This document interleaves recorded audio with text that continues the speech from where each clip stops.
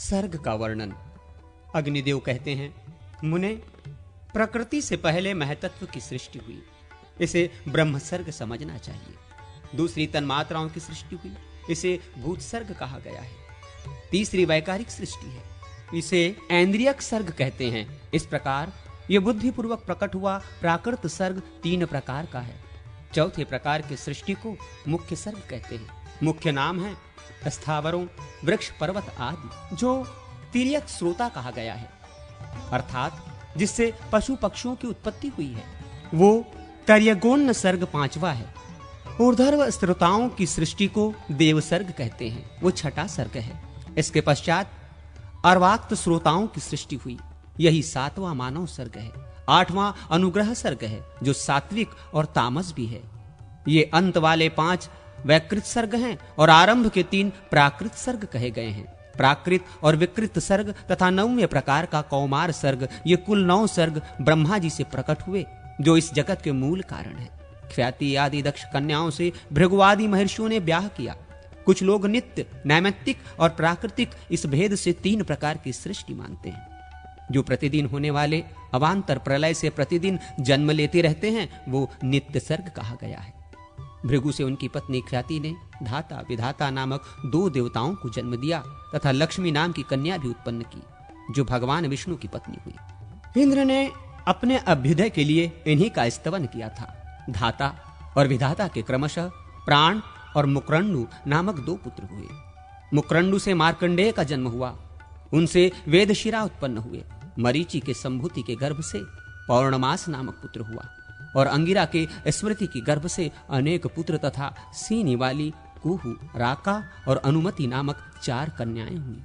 अत्रि के अंश से अनसुईया ने सोम, दुर्वासा और दत्तात्रेय नामक पुत्रों को जन्म दिया। इनमें दत्तात्रेय महान योगी थे। पुलत्स मुनि की पत्नी प्रीति के गर्भ से दत्तोली नामक पुत्र उत्पन्न हुआ। पुलह से क्षमा के गर्भ से सहिष्णु एवं सर्वपादिक का जन्म हुआ। कृतु के सन्नति से बालखिल्य नामक 60,000 पुत्र उत्पन्न हुए, जो अंगूठे के पोरों के बराबर और महान तेजस्वी थे। वशिष्ठ से ऊर्जा के गर्भ से राजा, गात्र, ऊर्ध्व बाहु, सवन, अनध, शुक्र और सुतपा, ये 7 ऋषि प्रकट हुए।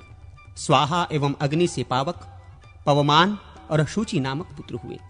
इसी प्रकार अज से अग्निशवात, बहिर्षद, अनग्नि एवं साग्नि पितर हुए।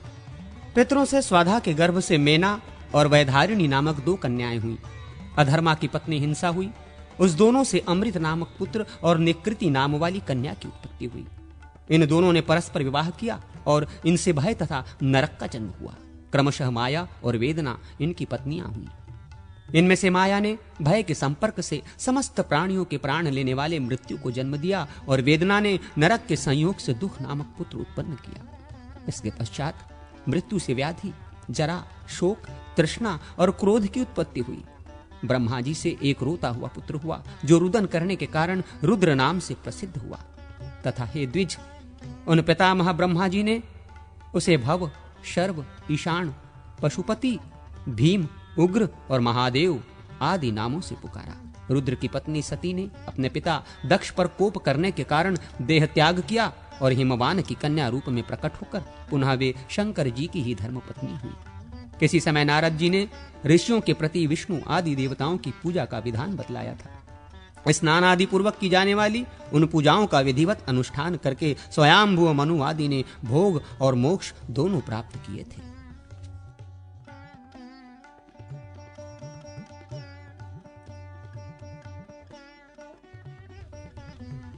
विष्णु आदि देवताओं की सामान्य पूजा का विधान। नारद जी बोले, अब मैं विष्णु आदि देवताओं की सामान्य पूजा का वर्णन करता हूं तथा समस्त कामनाओं को देने वाले पूजा संबंधी मंत्रों को भी बतलाता हूं। भगवान विष्णु के पूजन में सर्वप्रथम परिवार सहित भगवान अच्युत को नमस्कार करके पूजन आरंभ करें। इसी प्रकार पूजा मंडप के द्वार देश में क्रमशः दक्षिण वाम भाग में धाता और विधाता का तथा गंगा और यमुना का भी पूजन करें। फिर शंख निधि और पद्म निधि, इन 2 निधियों की, द्वार लक्ष्मी की, वास्तु पुरुष की तथा आधार शक्ति कूर्म, अनंत, पृथ्वी, धर्म, ज्ञान, वैराग्य और ऐश्वर्य की पूजा करें। तदनंतर अधर्म आदि का, अर्थात अधर्म, अज्ञान, अवैराग्य और अनैश्वर्य का पूजन करे तथा एक कमल की भावना करके उसके मूल, नाल, पद्म, केसर और कर्णिकाओं की पूजा करे। फिर ऋग्वेद आदि चारों वेदों की, सतयुग आदि युगों की, सत्व आदि गुणों की और सूर्य आदि के मंडल की पूजा करे। इसी प्रकार विमला, उत्कर्षिणी, ज्ञाना, क्रिया, योगा आदि जो शक्तियां हैं उनकी पूजा करे तथा प्रहलादी, सत्या, ईशा, अनुग्रह, निर्मल मूर्ति दुर्गा, सरस्वती, गण, गणेश, क्षेत्रपाल और वासुदेव, संकर्षण, प्रद्युम्न, अनिरुद्ध आदि का पूजन करे। इसके बाद हृदय, सिर, चूड़ा, शिखा, वर्म, कवच, नेत्र आदि अंगों की, फिर शंख, चक्र, गदा और पद्म नामक अस्त्रों की, श्रीवत्स, कौस्तुभ और वनमाला की तथा लक्ष्मी, पुष्टि, गरुड़ और गुरुदेव की पूजा करें। तत्पश्चात इंद्र, अग्नि, यम, नृति, जल, वरुण, वायु, कुबेर, ईशान, ब्रह्मा और अनंत इन दिक्पालों की, इनके अस्त्रों की, कुमुद आदि विष्णु पार्षदों या द्वारपालों की और विश्वक्सेन की आवरण मंडल आदि में पूजा आदि करने से सिद्धि प्राप्त होती है। अब भगवान शिव की सामान्य पूजा बताई जाती है। इसमें पहले नंदी का पूजन करना चाहिए, फिर महाकाल का, तदनंतर क्रमशः दुर्गा, यमुना, गण आदि का, वाणी, श्री, गुरु, वास्तुदेव, आधार शक्ति आदि और धर्म आदि का अर्चन करें। फिर वामा, ज्येष्ठा, रौद्री, काली, कलविकरणी, बलविकरणी, बल प्रमथिनी, सर्वभूत दमनी और कल्याणमयी मनोमन्नी इन 9 शक्तियों का क्रम से पूजन करें। हाँ हाँ हाँ शिव मूर्तये नमः इस मंत्र से हृदयादि अंग और ईशान आदि मुख सहित शिव की पूजा करें। हौ शिवाय हौ इत्यादि से केवल शिव की अर्चना करे और हाँ इत्यादि से ईशान आदि 5 मुखों की आराधना करे। ह्री गौर्य नमः इससे गौरी का और गंग गणपतये नमः इस मंत्र से गणपति की, नाम मंत्रों से इंद्र आदि दिक्पालों की, चंडकी और हृदय, सिर आदि की भी पूजा करें। अब क्रमशः सूर्य के पूजा के मंत्र बताए जाते हैं। इसमें नंदी सर्वप्रथम पूजनीय है, फिर क्रमशः पिंगल, उच्चैश्रवा और अरुण की पूजा करें। तत्पश्चात प्रभूत, विमल, सोम दोनों संध्याकाल पर सुख और स्कंद आदि की मध्य में पूजा करें। इसके बाद दीप्ता, सूक्ष्मा, जया, भद्रा, विभूति, विमला, अमोघा, विद्युता तथा सर्वोतमुखी इन 9 शक्तियों की पूजा होनी चाहिए। तत्पश्चात ओम ब्रह्मा विष्णु शिवात्मकाय सौराय पीठाय नमः इस मंत्र से सूर्य के आसन का स्पर्श और पूजन करें। फिर ओम खखोलकाय नमः इस मंत्र से सूर्य देव की मूर्ति की उद्धावना करके उसका अर्चन करें। तत्पश्चात ओम हां हीं सं सूर्याय नमः इस मंत्र से सूर्य देव की पूजा करें। इसके बाद हृदय आदि का पूजन करें। ओम आम नमः इससे हृदय की, ओम अकार्य नमः इससे सिर की पूजा करें। इसी प्रकार अग्नि, ईश और वायु में अधिष्ठित सूर्य देव का भी पूजन करें। फिर ओम भूभुर्भुवस्वः ज्वालिन्नमय शिखाय नमः इससे शिखा की, ओम कवचाय नमः इससे कवच की, ओम भात्र नेत्राभ्यम नमः इससे नेत्र की और ओम अकार्तास्त्राय नमः इससे अस्त्र की पूजा करें। इसके बाद सूर्य की शक्ति रानी संज्ञा की तथा उनसे प्रकट हुई छाया देवी की पूजा करें। फिर चंद्रमा, मंगल, बुध, बृहस्पति, शुक्र, शनि, राहु और केतु क्रमशः इन ग्रहों का और सूर्य के प्रचंड तेज का पूजन करें। अब संक्षेप से पूजन बतलाते हैं। देवता के आसन, मूर्ति, मूल, हृदय आदि अंग और परिचारक इनकी ही पूजा होती है। भगवान विष्णु के आसन का पूजन ओम श्री श्रीधरा हरि ही इस मंत्र से करना चाहिए। इसी मंत्र से भगवान विष्णु की मूर्ति का भी पूजन करें। यह सर्वमूर्ति मंत्र है। इसी को त्रैलोक्य मोहन मंत्र भी कहते हैं। भगवान के पूजन में ओम क्लं ऋषिकेशाय नमः, ओम विष्णुवे नमः इन मंत्रों का उपयोग करें। संपूर्ण दीर्घ स्वरों के द्वारा हृदय आदि की पूजा करें।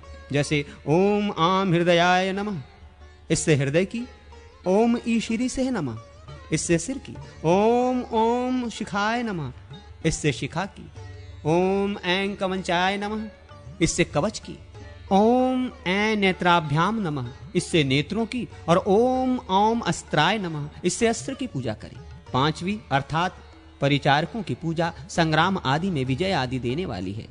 परिचारकों में चक्र, गदा, शंख, मूसल, खड्ग, श्रांग, धनुष, पाश, अंकुश, श्रीवत्स, कौस्तुभ, वनमाला, श्री इस बीज से युक्त श्री महालक्ष्मी, गरुड़, गुरुदेव और इंद्रादि देवताओं का पूजन किया जाता है। इनके पूजन में प्रणव सहित नाम के आदि अक्षर में अनुस्वार लगाकर चतुर्थी विभक्ति युक्त नाम के अंत में नमः जोड़ना चाहिए। जैसे ओम चक्राय नमः, ओम गदाय नमः इत्यादि। सरस्वती के आसन की पूजा में ओम ऐदैव्य सरस्वतये नमः इस मंत्र का उपयोग करें और उनकी मूर्ति के पूजन में ओम हिम दैवय सरस्वतये नमः इस मंत्र से काम लें। हृदय आदि के लिए पूर्ववत मंत्र हैं। सरस्वती के परिचारकों में लक्ष्मी, मेघा, कला, तुष्टि, पुष्टि, गौरी, प्रभा, मति, दुर्गा, गण, गुरु और क्षेत्रपाल की पूजा करें तथा ओम गम गणपतये नमः इस मंत्र से गणेश की, ओम ह्रीं गौर्यै नमः इस मंत्र से गौरी की, ओम श्री श्रीयै नमः इससे श्री की, ओम श्री त्वरिताय नमः इस मंत्र से त्वरिता की, ओम ऐक्लीसौ त्रिपुराय नमः इस मंत्र से त्रिपुरा की पूजा करें। इस प्रकार त्रिपुरा शब्द भी चतुर्थी विभक्त तंत हो, अंत में नमः शब्द का प्रयोग हो। जिन देवताओं के लिए कोई विशेष मंत्र नहीं बतलाया गया है, उनके नाम आदि में प्रणव लगाएं। नाम के आदि अक्षर में अनुस्वार लगाकर उसे बीज के रूप में रखें तथा पूर्ववत नाम के अंत में चतुर्थी विभक्ति और नमः शब्द जोड़ लें। पूजन और जप में प्रायः सभी मंत्र ओमकार युक्त बताए गए हैं। अंत में तिल और घी आदि से होम करें। इस प्रकार ये देवता और मंत्र धर्म, काम, अर्थ और मोक्ष चारों पुरुषार्थ देने वाले हैं। जो पूजा के इन मंत्रों का पाठ करेगा वो समस्त भोगों का उपभोग कर अंत में देवलोक को प्राप्त होगा।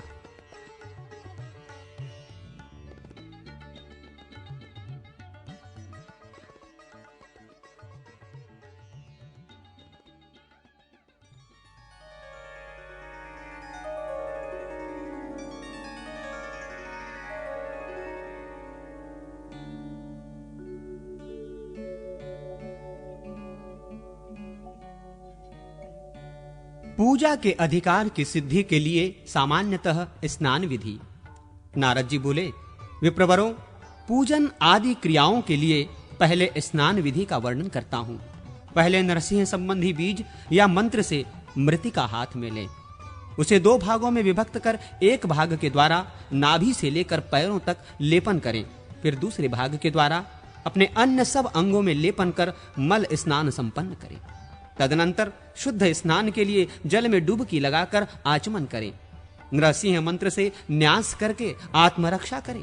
इसके बाद तंत्रोक्त रीति से विधि स्नान करें और प्राणायाम आदि पूर्वक हृदय में भगवान विष्णु का ध्यान करते हुए ओम नमो नारायणाय इस अष्टाक्षर मंत्र से हाथ में मिट्टी लेकर उसके 3 भाग करें।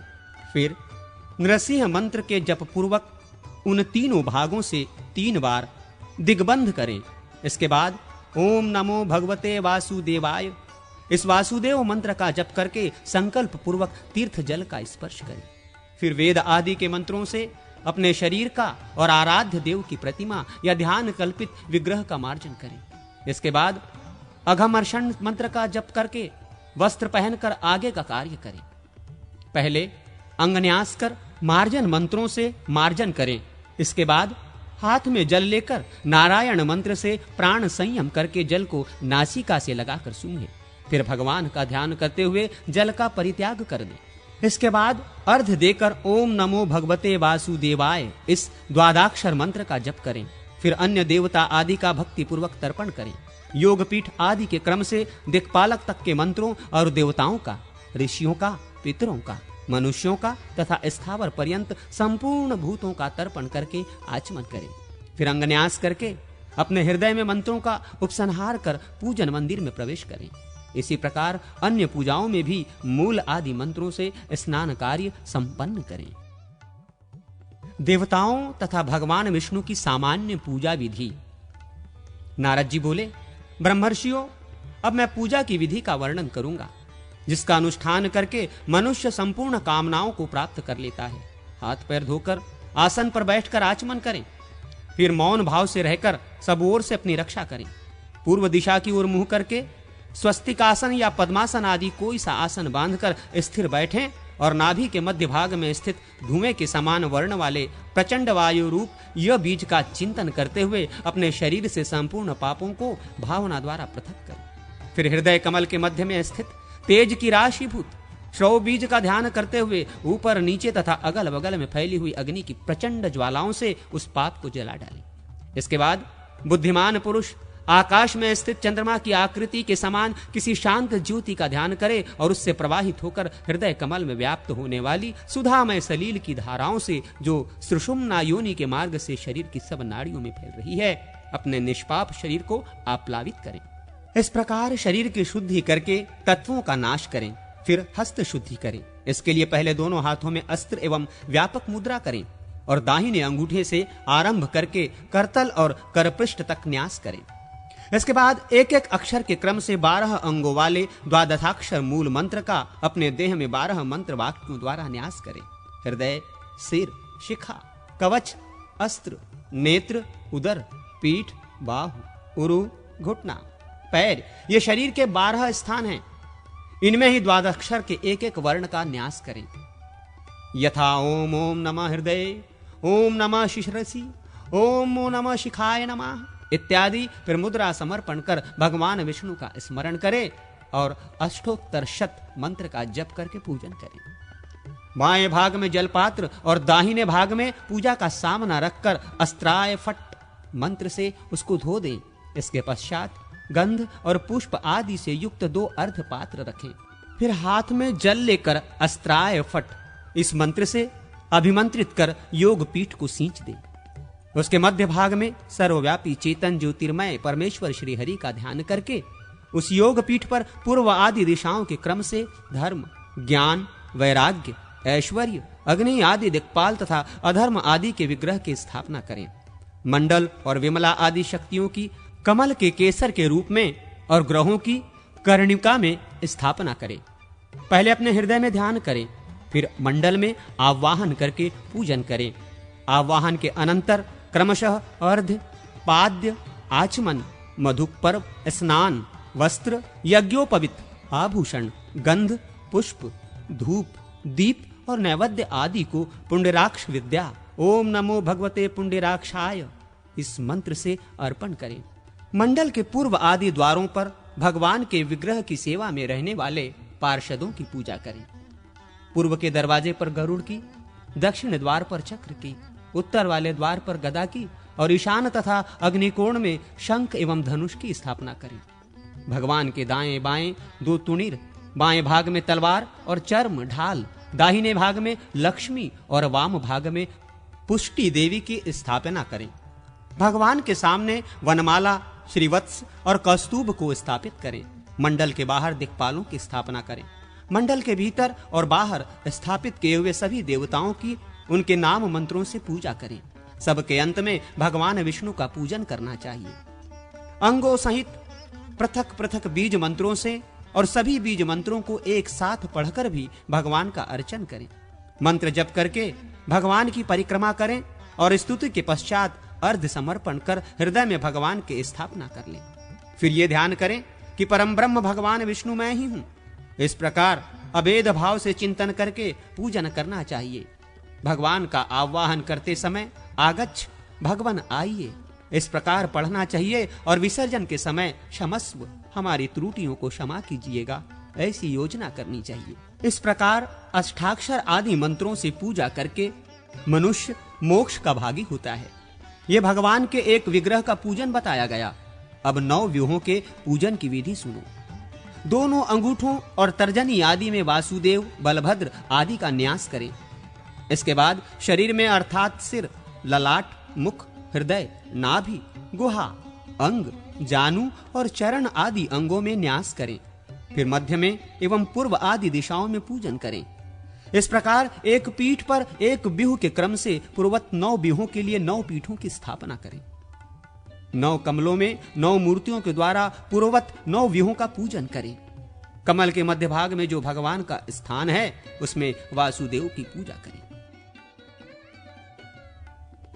कुंड निर्माण एवं अग्नि स्थापन संबंधी कार्य आदि का वर्णन। नारद जी कहते हैं, महर्षियों, अब मैं अग्नि संबंधी कार्य का वर्णन करूंगा, जिससे मनुष्य संपूर्ण मनोवांछित वस्तुओं का भागी होता है। 24 अंगुल की चाकोर भूमि को सुत से नापकर चिन्ह बना दें, फिर उस क्षेत्र को सब ओर से बराबर खोदें। 2 अंगुल भूमि चारों ओर छोड़कर खोदे हुए कुंड की मेखला बनावे। मेखलाएं 3 होती हैं, जो सत्व, रज और तम नाम से कही गई हैं। उनका मुख पूर्व अर्थात बाह्य दिशा की ओर रहना चाहिए। मेखलाओं की अधिकतम ऊंचाई 12 अंगुल की रखें, अर्थात भीतर की ओर से पहली मेखला की ऊंचाई 12 अंगुल रहनी चाहिए। उसके बाह्य भाग में दूसरी मेखला की ऊंचाई 8 अंगुल की और उसके भी बाह्य भाग में तीसरी मेखला की ऊंचाई 4 अंगुल की रहनी चाहिए। इसकी चौड़ाई क्रमशः 8, 2 और 4 अंगुल की होती है। योनि सुंदर बनाई जाए। उसकी लंबाई 10 अंगुल की हो। वो आगे आगे की ओर क्रमशः 6, 4 और 2 अंगुल ऊंची रहे, अर्थात उसका पिछला भाग 6 अंगुल, उससे आगे का भाग 4 अंगुल, उससे भी आगे का भाग 2 अंगुल ऊंचा होना चाहिए। योनि का स्थान कुंड की पश्चिम दिशा का मध्य भाग है। उसे आगे की ओर क्रमशः नीची बनाना चाहिए। उसकी आकृति पीपल के पत्ते की सी होनी चाहिए। उसका कुछ भाग कुंड में प्रविष्ट रहना चाहिए। योनि का आयाम 4 अंगुल का रहे और नाल 15 अंगुल बड़ा हो। योनि का मूल भाग 3 अंगुल और उससे आगे का भाग 6 अंगुल विस्तृत हो। ये 1 हाथ लंबे चौड़े कुंड का लक्षण कहा गया है। 2 हाथ या 3 हाथ के कुंड में नियमानुसार सब वस्तुएं तदरूप द्विगुण या त्रिगुण बढ़ जाएंगी। अब मैं 1 या 3 मेखला वाले गोल और अर्धचंद्राकार आदि कुंडों का वर्णन करता हूं। चौकोर कुंड के आधे भाग अर्थात ठीक बीचों बीच में सूत रखकर उसे किसी कोण की सीमा तक ले जाएं। मध्य भाग से कोण तक ले जाने में सामान्य दिशाओं की अपेक्षा वो सूत जितना बढ़ जाए, उसके आधे भाग को प्रत्येक दिशा में बढ़ाकर स्थापित करें और मध्य स्थान से उन्हीं बिंदुओं पर सूत को सब ओर घुमावे तो गोल आकार बन जाएगा।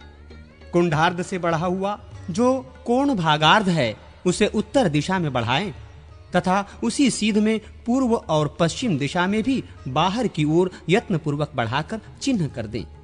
फिर मध्य स्थान में सूत का एक सिरा रखकर दूसरा छोर पूर्व दिशा वाले चिन्ह पर रखें और उसे दक्षिण की ओर से घुमाते हुए पश्चिम दिशा के चिन्ह तक ले जाएं। इससे अर्धचंद्राकार चिन्ह बन जाएगा। फिर उस क्षेत्र को खोदने पर सुंदर अर्धचंद्र कुंड तैयार हो जाएगा। कमल की आकृति वाले गोल कुंड की मेखला पर दलाकार चिन्ह बनाए जाएं। होम के लिए एक सुंदर स्नुक तैयार करें जो अपने बाहु दंड के बराबर हो। उसके दंड का मूल भाग चतुरस्त्र हो। उसका माप 7 या 5 अंगुल का बताया गया है। उस चतुरस्त्र के तिहाई भाग को खुदवाकर गर्त बनावे। उसके मध्य भाग में उत्तम शोभायमान वृत्त हो। उक्त गर्त को नीचे से ऊपर तक तथा अगल बगल में बराबर खुदावें। बाहर का अर्ध भाग छील कर साफ करा दें। उस पर रंदा करा दें। चारों ओर 1/4 अंगुल जो शेष के आधे का आधा भाग है भीतर से भी छीलकर साफ चिकना करा दें। शेषार्ध भाग द्वारा उक्त खात की सुंदर मेखला बनवावें। मेखला के भीतरी भाग में उस खात का कंठ तैयार करावें जिसका सारा विस्तार मेखला की 3/4 के बराबर हो। कंठ की चौड़ाई 1 या 1.5 अंगुल के माप की हो।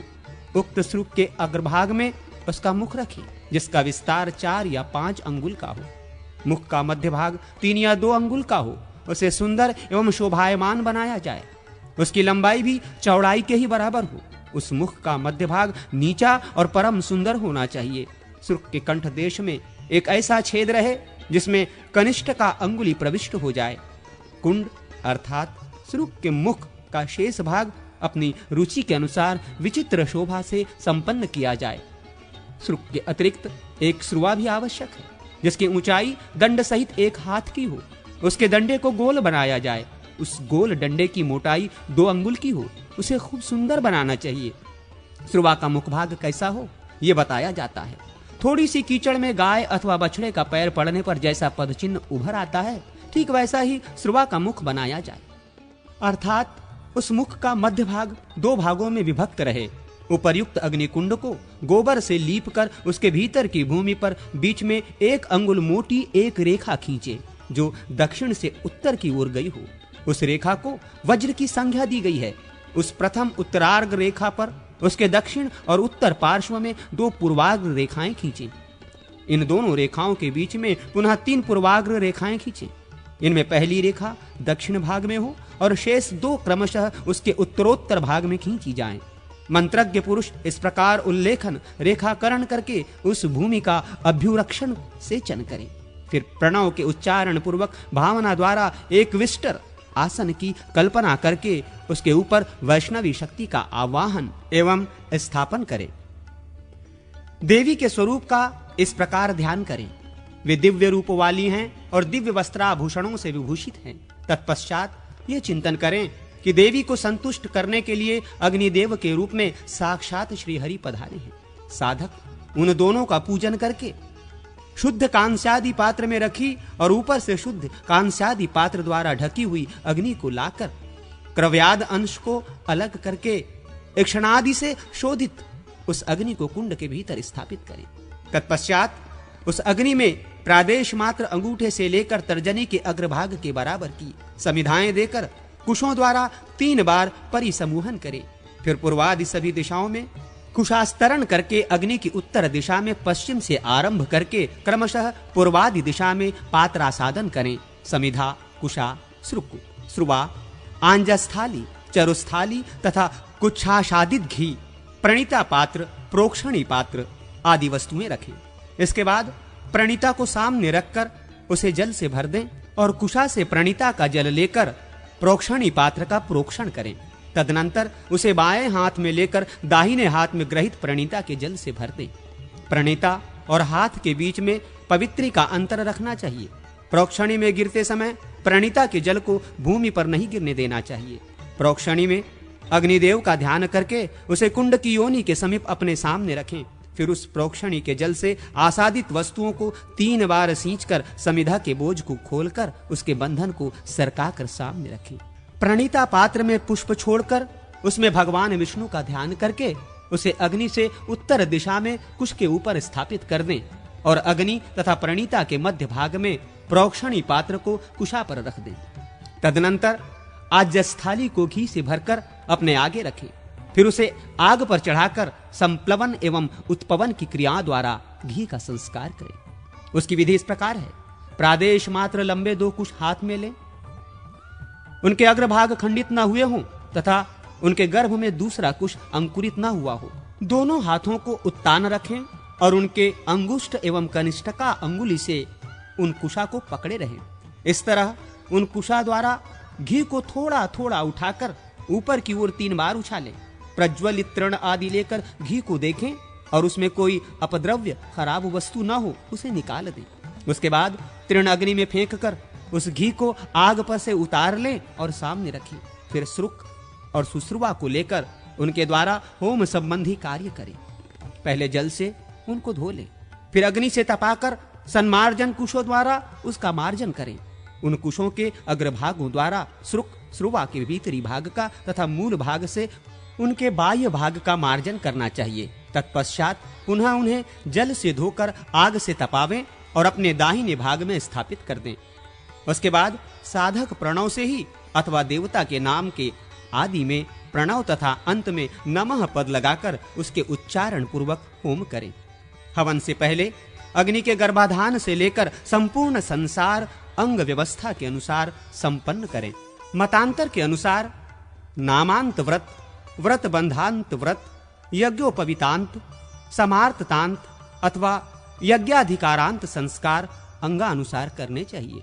साधक सर्वत्र प्रणव का उच्चारण करते हुए पूजनोपचार अर्पित करें और अपने वैभव के अनुसार प्रत्येक संस्कार के लिए अंग संबंधी मंत्रों द्वारा ओम करें। पहला गर्भाधान संस्कार है, दूसरा पुंसवन, तीसरा सीमोंतनयन, चौथा जात कर्म, पांचवा नामकरण, छठा चूड़ाकरण, सातवां व्रतबंध यज्ञोपवीत, आठवां वेदारंभ, नौवां समावर्तन तथा 10वां पत्नी संयोग विवाह संस्कार है, जो यज्ञ के लिए अधिकार प्रदान करने वाला है। क्रमशः एक एक संस्कार कर्म का चिंतन और तदनुरूप पूजन करते हुए हृदय आदि अंग मंत्रों द्वारा प्रति कर्म के लिए 8-8 आहुतियां अर्पित करें। तदनंतर साधक मूल मंत्र द्वारा श्रुवा से पूर्णाहुति दें उस समय मंत्र के अंत में वौषट पद लगाकर प्लुतस्वर से सुस्पष्ट मंत्रोच्चारण करना चाहिए। इस तरह वैष्णव अग्नि का संस्कार करके उस पर विष्णु देवता के निमित्त चरु पकावे। वेदी पर भगवान विष्णु के स्थापना एवं आराधना करके मंत्रों का स्मरण करते हुए उनका पूजन करें। अंग और आवरण देवताओं सहित इष्ट देव श्री हरि को आसन आदि उपचार अर्पित करते हुए उत्तम रीति से उनकी पूजा करनी चाहिए। फिर गंध पुष्पों द्वारा अर्चना करके सुरश्रेष्ठ नारायण देव का ध्यान करने के अनंतर अग्नि में समिधा का आधान करें और अग्नीश्वर श्री हरि के समीप आधार संज्ञक 2 धृताहुतियां दें। इनमें से एक को तो वायव्य कोण में दें और दूसरी को नैमृत्तिक कोण में। यही इनके लिए क्रम है। तत्पश्चात आज्य भाग नामक 2 आहुतियां क्रमशः दक्षिण और उत्तर दिशा में दें। उनमें अग्निदेव के दाएं बाएं नेत्र की भावना करें। शेष सब आहुतियों को इन्हीं के बीच में मंत्रोच्चारण पूर्वक देना चाहिए। जिस क्रम से देवताओं की पूजा की गई हो उसी क्रम से उनके लिए आहुति देने का विधान है। घी से इष्टदेव की मूर्ति को तृप्त करें। इष्टदेव संबंधी हवन संख्या की अपेक्षा दशांश से अंग देवताओं के लिए होम करें। धृत आदि से, समिधाओं से अथवा धृताक्त तिलों से सदा यजनीय देवताओं के लिए 1-1 सहस्र या 1-1 शत आहुतियां देनी चाहिए। इस प्रकार होमांत पूजन समाप्त करके स्नानादि से शुद्ध हुए शिष्यों को गुरु बुलाकर अपने आगे बिठावे। वे सभी शिष्य उपवास व्रत किए गए हों। उनमें पाशबद्ध पशु की भावना करके उनका प्रोक्षण करें। तदनंतर उन सब शिष्यों को भावना द्वारा अपने आत्मा से संयुक्त करके अविद्या और कर्म के बंधनों से आबद्ध हो लिंग शरीर का अनुवर्तन करने वाले चैतन्य जीव का, जो लिंग शरीर के साथ बंधा हुआ है, ध्यान मार्ग से साक्षात्कार करके उसका सम्यक प्रोक्षण करने के पश्चात वायु बीज यज्ञ के द्वारा उसके शरीर का शोषण करें। इसके बाद अग्नि बीज र के चिंतन से अग्नि प्रकट करके ये भावना करें कि ब्रह्मांड संज्ञक हमारी सृष्टि दग्ध होकर भस्म की पर्वताकार राशि के समान स्थित है। तत्पश्चात भावना द्वारा ही जल बीज व के चिंतन से अपार जल राशि प्रकट करके उस भस्म राशि को बहा दें और संसार अब वाणी मात्र में ही शेष रह गया है, ऐसा स्मरण करें। तदनंतर वहां ल बीज स्वरूपा भगवान की पार्थिव शक्ति का न्यास करें। फिर ध्यान द्वारा देखें कि समस्त तन्मात्राओं से आवृत शुभ पार्थिव तत्व विराजमान है।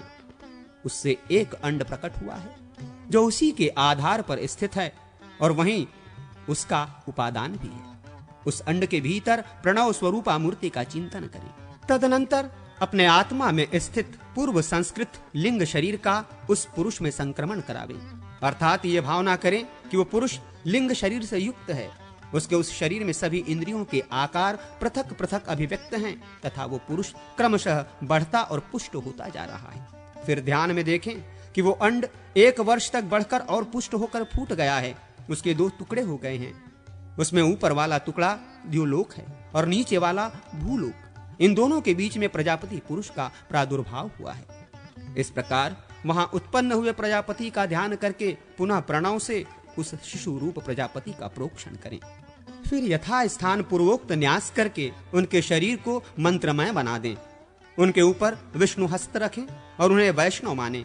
इस तरह एक अथवा बहुत से लोगों के जन्म का ध्यान द्वारा प्रत्यक्ष करें। शिष्यों के भी नूतन दिव्य जन्म की भावना करें। तदनंतर मूल मंत्र से शिष्यों के द्वारा हाथ पकड़कर मंत्रोपदेष्टा गुरु नेत्र मंत्र सौष्ठव के उच्चारण पूर्वक नूतन एवं छिद्र रहित वस्त्र से उनके नेत्रों को बांध दे। फिर देवाधिदेव भगवान की यथोचित पूजा संपन्न करके तत्वज्ञ आचार्य हाथ में पुष्पांजलि धारण करने वाले उन शिष्यों को अपने पास पूर्वाभिमुख बैठावे। इस प्रकार गुरु द्वारा दिव्य नूतन जन्म पाकर वे शिष्य भी श्री हरि को पुष्पांजलि अर्पित करके पुष्प आदि उपचारों से उनका पूजन करें। तदनंतर पुनः वासुदेव की अर्चना करके वे गुरु के चरणों का पूजन करें। दक्षिणारूप में उन्हें अपना सर्वस्व अथवा आदि संपत्ति समर्पित कर दें। इसके बाद गुरु शिष्यों को आवश्यक शिक्षा दें और वे शिष्य नाम मंत्रों द्वारा श्री हरि का पूजन करें। फिर मंडल में विराजमान शंख चक्र गदा धारण करने वाले भगवान विश्वक्सेन का यजन करें, जो द्वारपाल के रूप में अपनी तर्जनी अंगुली से लोगों को तर्जना देते हुए अनुचित क्रिया से रोक रहे हैं। इसके बाद श्री हरि की प्रतिमा का विसर्जन करें। भगवान विष्णु का सारा निर्माल्य विश्वक्सेन को अर्पित कर दें। तदनंतर प्रणीता के जल से अपना और अग्निकुंड का अभिषेक करके वहां के अग्निदेव को अपने आत्मा में लीन कर लें। इसके पश्चात विश्वक्सेन का विसर्जन करें। ऐसा करने से भोग की इच्छा रखने वाला साधक संपूर्ण मनोवांछित वस्तु को पा लेता है और मुमुक्षु पुरुष श्री हरि में विलीन होता है, सायुज्य मोक्ष प्राप्त करता है। वासुदेव संकर्षण आदि के मंत्रों का निर्देश तथा एक बिहू से लेकर 12 बिहू तक के बिहुओं का एवं 25 और 26 बिहू का वर्णन। नारद जी कहते हैं, ऋषियों, अब मैं वासुदेव आदि के आराधनीय मंत्रों का लक्षण बता रहा हूं। वासुदेव, संकर्षण, प्रद्युम्न और अनिरुद्ध, इन 4 बिहू मूर्तियों के नाम के आदि में ओम, फिर क्रमशः अ, आ, अम, अह, ये 4 बीज तथा नमो भगवते पद जोड़ने चाहिए और अंत में नमः पद को जोड़ देना चाहिए। ऐसा करने से इनके पृथक पृथक 4 मंत्र बन जाते हैं। इसके बाद नारायण मंत्र है, जिसका स्वरूप है ओम नमो नारायणाय, ओम तत्सत् ब्रह्मणे ओम नमः, यह ब्रह्म मंत्र है। ओम विष्णवे नमः, यह विष्णु मंत्र है। ओम छां ओम नमो भगवते नरसिंहाय नमः, यह नरसिंह मंत्र है। ओम भूर्नमो भगवते वरायाः, यह भगवान वराह का मंत्र है। ये सभी मंत्र राज हैं। उपर्युक्त 9 मंत्रों के वासुदेव आदि 9 नायक हैं, जो उपासकों के वल्लभ इष्ट देवता हैं। इनकी अंग क्रांति क्रमशः जवा कुसुम के सदृश अरुण, हल्दी के समान पीली, नीली, श्यामल, लोहित, मेघ सदृश, अग्नि तुल्य तथा मधु के समान पिंगल है। तंत्रवेत्ता पुरुषों को स्वर के बीजों द्वारा क्रमशः पृथक पृथक हृदय आदि अंगों की कल्पना करनी चाहिए। उन बीजों के अंत में अंगों के नाम रहने चाहिए, यथा ओम आ हृदयाय नमः, ओम ई शीर्षे स्वाहा, ओम उम शिखाय वष्टः। और उन अंग नामों के अंत में नमः आदि पद जुड़े होते हैं, यथा क्लाय हृदयाय नमः, क्लिंग शीर्षे स्वाहा इत्यादि। हरस्व स्वरों से युक्त बीज वाले अंग उपांग कहलाते हैं। देवता के नाम संबंधी अक्षरों को पृथक पृथक करके उनमें से प्रत्येक के अंत में बिंदुवात्मक बीज का योग करके उसमें अंगन्यास करना भी उत्तम माना गया है। अथवा नाम के आदि अक्षर को दीर्घ स्वरों एवं ह्रस्व स्वरों से युक्त करके अंग उपांग की कल्पना करें और उनके द्वारा क्रमशः न्यास करें। हृदय आदि अंगों की कल्पना के लिए व्यंजनों का यही क्रम है। देवता के मंत्र का जो अपना स्वर बीज है, उसके अंत में उसका अपना नाम देकर अंग संबंधी नामों द्वारा पृथक पृथक 5 से लेकर 12 अंगों तक के न्यास वाक्य की कल्पना करके सिद्धि के अनुरूप उसका जप करें। हृदय, सिर, शिखा, कवच, नेत्र और अस्त्र, ये 6 अंग हैं। मूल मंत्र के बीजों का इन अंगों में न्यास करना चाहिए। 12 अंग ये हैं: हृदय, सिर, शिखा, हाथ, नेत्र, उदर, पीठ, बाहु, उरु, जानु, जंघा और पैर। इनमें क्रमशः न्यास करना चाहिए। यह गरुड़ संबंधी बीज मंत्र है, यह गदा मंत्र है, यह पुष्टि देवी संबंधी मंत्र है, यह श्री मंत्र है, यह 5 जन्य शंख का मंत्र है, यह वनमाला का और यह पद्म या पद्मनाभ का मंत्र है। बीज रहित पद वाले मंत्रों का अंगन्यास उनके पदों द्वारा ही करना चाहिए। नाम संयुक्त जातन्य पदों द्वारा हृदय आदि 5 अंगों में पृथक पृथक न्यास करें। पहले प्रणव का उच्चारण, फिर हृदय आदि पूर्वोक्त 5 अंगों के नाम क्रम ये हैं। उदाहरण के लिए यूं समझना चाहिए: ओम हृदयाय नमः इत्यादि। पहले प्रणव तथा हृदय मंत्र का उच्चारण करें, अर्थात ओम हृदयाय नमः कहकर हृदय का स्पर्श करें। फिर पराय शीर से स्वाहा बोलकर मस्तक का स्पर्श करें। तत्पश्चात इष्ट देव का नाम लेकर शिखा को छुएं, अर्थात वासुदेवाय शिखाय वषट बोलकर शिखा का स्पर्श करें। इसके बाद आत्मने कवचाय हूं बोलकर कवच न्यास करें। पुनः देवता का नाम लेकर अर्थात वासुदेवाय अस्त्राय फट बोलकर अस्त्र न्यास की क्रिया पूरी करें। आदि में ओमकारादि जो नामात्मक पद हैं उसके अंत में नमः पद जोड़ दें और उस नामात्मक पद को चतुरंत करके बोलें। एक बिहु से लेकर षष्टविंश बिहु तक के लिए ये समान मंत्र हैं। कनिष्ठा से लेकर सभी अंगुलियों के हाथ के अग्रभाग में प्रकृति का अपने शरीर में ही पूजन करें। पराय पद से एकमात्र परम पुरुष परमात्मा का बोध होता है, वही एक से दो हो जाता है, अर्थात प्रकृति और पुरुष दो बिहों में अभिव्यक्त होता है। ये व्यापक मंत्र है। वसु, अर्क, सूर्य और अग्नि ये त्रिव्यूहात्मक मूर्तियां हैं। इन तीनों में अग्नि का न्यास करके हाथ और संपूर्ण शरीर में व्यापक न्यास करें। वायु और अर्क का क्रमशः दाएं और बाएं दोनों हाथों की उंगलियों में न्यास करें तथा हृदय में मूर्तिमान अग्नि का चिंतन करें। त्रिव्यूह चिंतन का यही क्रम है। चतुर्व्यूह में चारों वेदों का न्यास होता है। ऋग्वेद का संपूर्ण देह तथा हाथ में व्यापक न्यास करना चाहिए। अंगुलियों में यजुर्वेद का, हथेलियों में अथर्ववेद का तथा हृदय और चरणों में शीर्ष स्थानीय सामवेद का न्यास करें। पंचव्यूह में पहले आकाश का पूर्ववत शरीर और हाथ में व्यापक न्यास करें। फिर उंगलियों में भी आकाश का न्यास करके वायु, ज्योति, जल और पृथ्वी का क्रमशः मस्तक, हृदय, गुहा और चरण इन अंगों में न्यास करें। आकाश, वायु, अग्नि, जल और पृथ्वी इन पांच तत्वों को पंचव्यूह कहा गया है। मन, श्रवण, त्वचा, नेत्र, रसना और नासिका इन 6 इंद्रियों को षड्व्यूह की संज्ञा दी गई है। मन का व्यापक न्यास करके शेष 5 का अंगुष्ठ आदि के क्रम से 5 उंगलियों में तथा सिर, मुख, हृदय, गुहा और चरण इन 5 अंगों में भी न्यास करें। ये करणात्मक व्यूह का न्यास कहा गया है। आदि मूर्ति जीव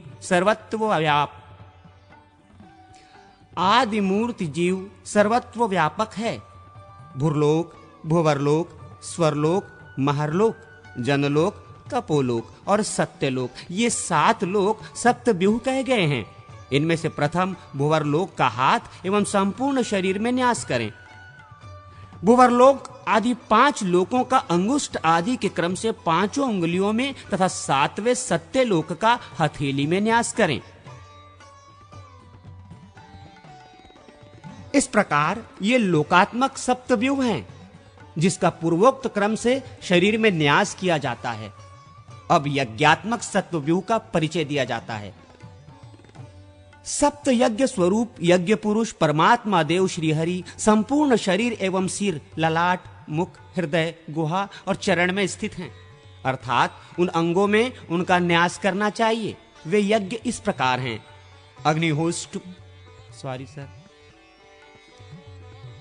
अग्निष्टोम, उकत्थ, षोडशी, वाजपेय, अतिरात्र और आप्तोर्याम ये 6 यज्ञ तथा 7वें यज्ञात्मा इन 7 रूपों को यज्ञमय सप्तव्यूह कहा गया है। बुद्धि, अहंकार, मन, शब्द, स्पर्श, रूप, रस और गंध ये 8 तत्व अष्टव्यूह रूप हैं। इनमें से बुद्धि तत्व का हाथ और शरीर में व्यापक न्यास करें। फिर उपर्युक्त 8 तत्वों का क्रमशः चरणों के तलवों, मस्तक, ललाट, मुख, हृदय, नाभि, गुहा, देश और पैर इन 8 अंगों में न्यास करना चाहिए। इन सबको अष्टव्यूहात्मक पुरुष कहा गया है।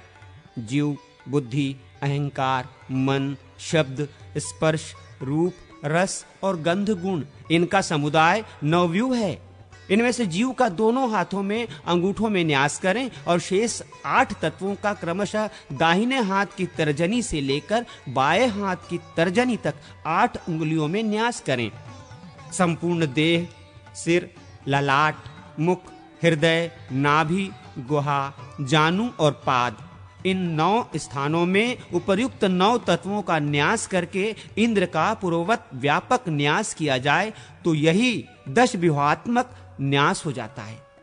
दोनों अंगुष्ठों में, तलद्वय में, तर्जनी आदि 8 अंगुलियों में तथा सिर, ललाट, मुख, हृदय, नाभि, गुहा, उपस्थ और गुदा, जानुद्वय और पादद्वय इन 11 अंगों में 11 इंद्रियात्मक तत्वों का जो न्यास किया जाता है उसे एकादश व्यूह न्यास कहा गया है। ये 11 तत्व इस प्रकार हैं: मन, श्रवण, त्वचा, नेत्र, जिह्वा, नासिका, वाक, हाथ, पैर, गुदा और उपस्थ। मन का व्यापक न्यास करें। अंगुष्ठद्वय में श्रवण इंद्रियों का न्यास करके शेष त्वचा आदि 8 तत्वों का तर्जनी आदि 8 उंगलियों में न्यास करना चाहिए। शेष जो 11वां तत्व उपस्थ है उसका तलद्वय में न्यास करें। मस्तक, ललाट, मुख, हृदय, नाभि, चरण, गुहा, उरुद्वय, जंघा, गुल्फ और पैर, इन 11 अंगों में भी पूर्वोक्त 11 तत्वों का क्रमशः न्यास करें। विष्णु, मधुसूदन, त्रिविक्रम, वामन, श्रीधर, ऋषिकेश, पद्मनाभ, दामोदर, केशव, नारायण, माधव और गोविंद,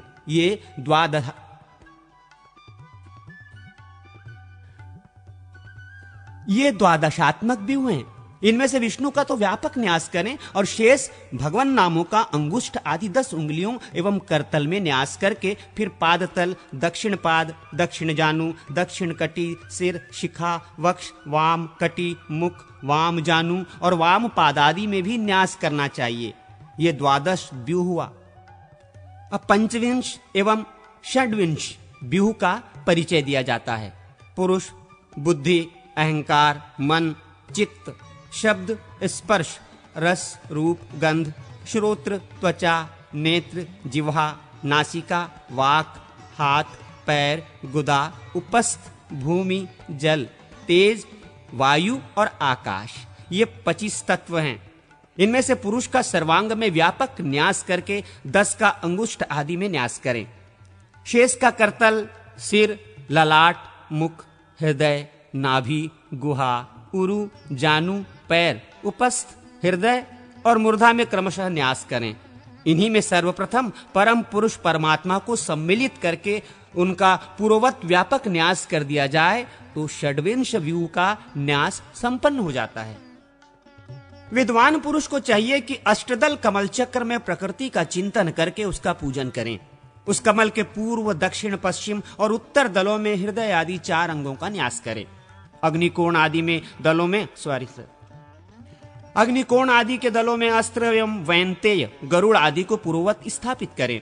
इस तरह पूर्वादि दिशाओं में इंद्रादि दिक्पालों का चिंतन करें। इन सब के ध्यान पूजन की विधि एक सी है। सूर्य, सोम और अग्नि रूप त्रिव्यूह में अग्नि का स्थान मध्य में है। पूर्वादि दिशाओं में दलों में जिनका आवास है उन देवताओं के साथ कमल की कर्णिका में नाभस आकाश की भांति व्यापक आत्मा तथा मानस अंतरात्मा विराजमान है। साधक को चाहिए कि वो संपूर्ण मनोरथों की सिद्धि के लिए तथा राज्य पर विजय पाने के लिए विश्वरूप परमात्मा का यजन करे। संपूर्ण व्यूहों, हृदय आदि 5 अंगों, गरुड़ आदि तथा इंद्र आदि दिक्पालों के साथ ही उन श्री हरि की पूजा का विधान है। ऐसा करने वाला उपासक संपूर्ण कामनाओं को प्राप्त कर सकता है।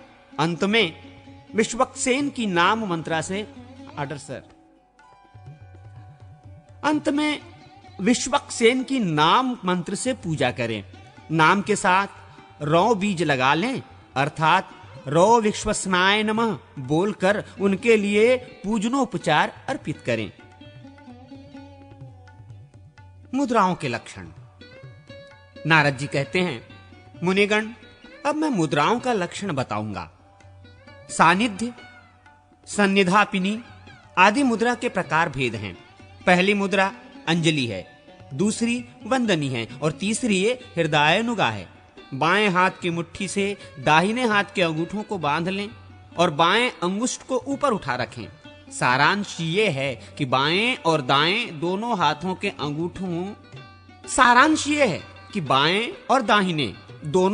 के अंगूठे ऊपर की ओर ही उठा रहे। यही हृदयानुगा मुद्रा है।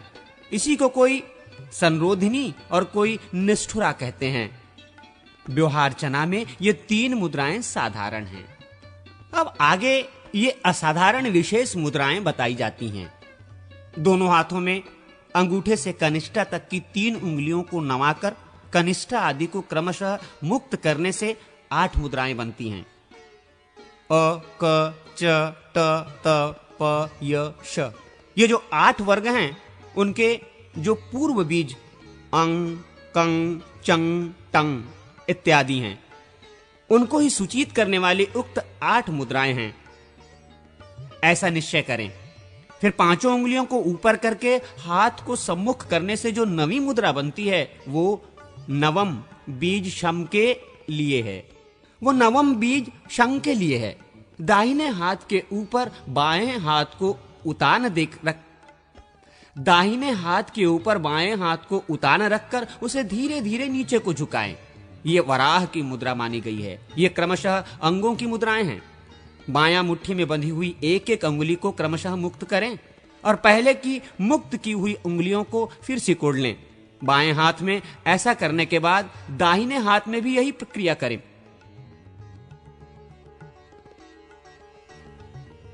बाएं हाथ में ऐसा करने के बाद दाहिने हाथ में भी यही क्रिया करें। बाईं मुट्ठी के अंगूठों को ऊपर उठाए रखें। ऐसा करने से मुद्राएं सिद्ध हो जाती हैं।